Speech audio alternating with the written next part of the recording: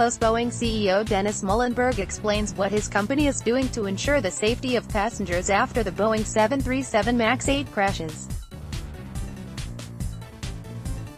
USA TODAYWASHINGTON, the nation's top federal aviation officials will appear before a congressional committee Wednesday, the first Capitol Hill hearing since the March 10 crash of a Boeing 737 MAX 8 airplane in Ethiopia raised questions about the safety of the aircraft.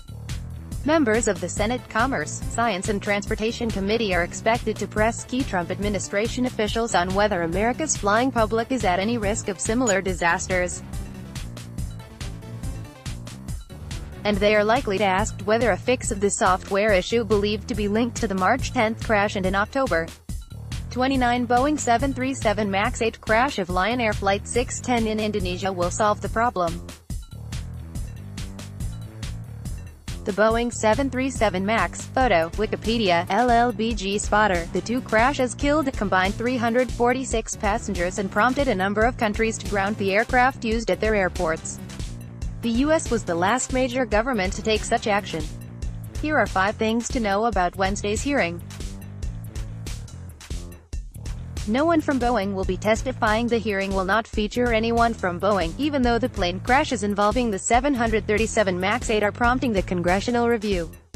Company officials are expected to testify at a later hearing, but company chairman, president and CEO Dennis Mullenburg has led a public relations campaign to try to assure the public his company is on top of any problems. Safety is at the core of who we are at Boeing, Mullenburg wrote in an open letter last week addressed airlines, passengers and the aviation community. Pilots from 5 airlines, including the 3 U.S.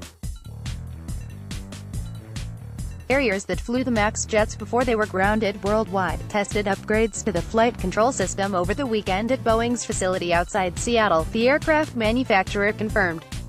Boeing will also host more than 200 airline pilots, technicians and regulators in an informational session Wednesday. That's among the initial steps in its attempt to get the MAX planes back in the air.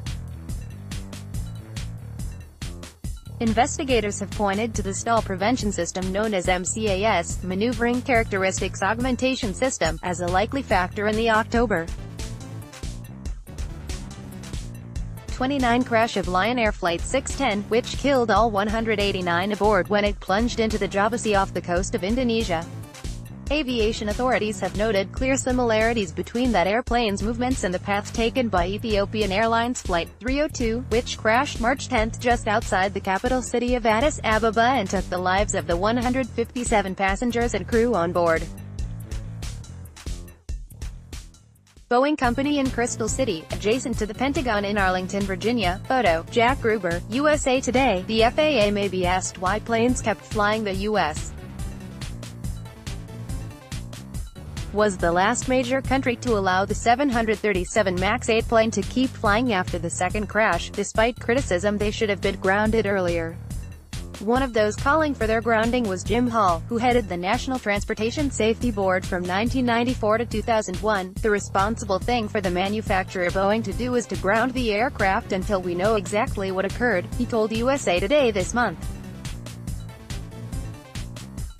That's the prudent thing to do. Related, former NTSB chief, hundreds of Boeing jets should be grounded in wake of Ethiopia crash. Related, Ethiopian official, preliminary report on Boeing 737 MAX 8 crash due out this week. Related, grounded, Southwest Boeing 737 MAX 8 makes emergency landing on way to storage facility. But while most countries began grounding their aircraft, Boeing and the Federal Aviation Administration said there was no reason to do so. Thus far, our review shows no systemic performance issues and provides no basis to order grounding the aircraft, said acting FAA Administrator Daniel Elwell at the time.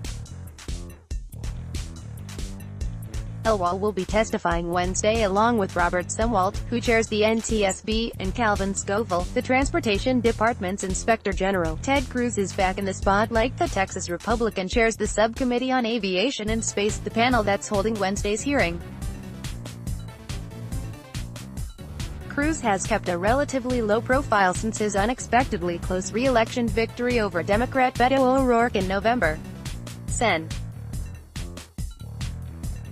Ted Cruz, R. Texas, addresses a crowd at a rally for President Donald Trump in El Paso, Texas. Photo, Eric A. AP. Cruz ran a spirited presidential campaign in 2016, when he came in second behind Donald Trump for the GOP nomination.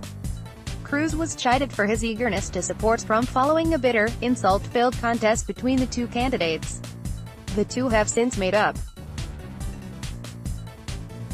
Writing in Time magazine last year, the senator praised the president as a flashbang grenade thrown into Washington by the forgotten men and women of America. A top political donor is under scrutiny. Boeing has been one of the largest donors to lawmakers on both sides of the aisle.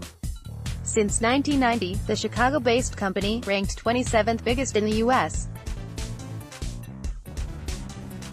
by Fortune in 2017, has collectively contributed more than $32 million to members of Congress, according to the Center for Responsive Politics, an independent watchdog group. The donations have been split fairly evenly by party, including to most members of the subcommittee that will be conducting Wednesday's oversight hearing. The company has contributed at least $10,000 to the campaigns of Cruz and Arizona Sen. Kyrsten Sinema, the top Democrat on the panel, according to the center.